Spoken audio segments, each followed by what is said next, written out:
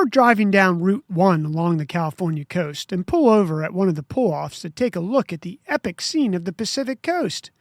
Waves crashing against the cliffs, pelicans surfing the wind above the waves, and the fresh smell of salt air hitting you the second you open your door. It's one of those moments that makes you feel more alive than ever. But instead of standing there and taking it all in, you pull out your phone and spend the next 3 minutes adjusting the angle, trying to get the right light, and taking 5 photos that will never truly capture that moment. You get back in your car, merge back onto the highway, and realize you barely remember what the ocean looked like with your own eyes. You were there and not there, all at the same time. Today we're breaking down why taking photos with your phone can weaken your memory, what the research says about cognitive offloading, how your brain processes moments you photograph versus moments you experience, and 3 protocols to help you stop cognitive offloading so you can be more present and productive with the memories that matter most to you. So what's going on here? It's called cognitive offloading. When you photograph something, your brain partially hands the memory task to the device. It assumes the camera will remember, so it invests less energy in coding the experience itself. Your attention shifts from feeling to framing. And attention is the raw material your brain needs to form a memory. No attention, no memory.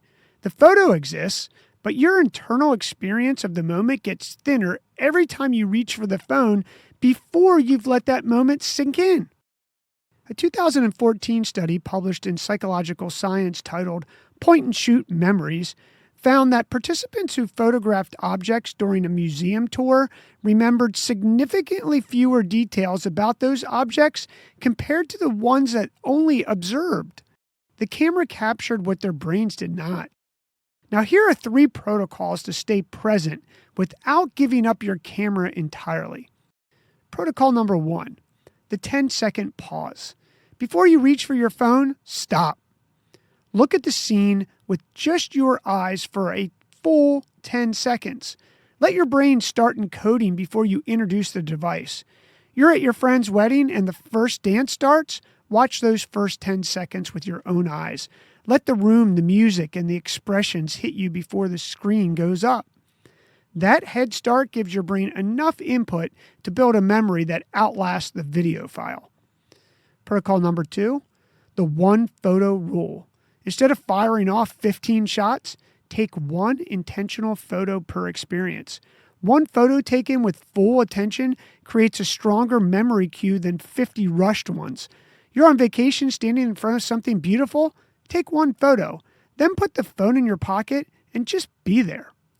And protocol number 3, the weekly photo review.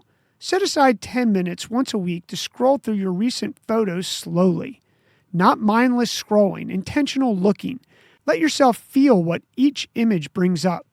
Sunday morning, coffee in hand, 10 minutes with your camera roll.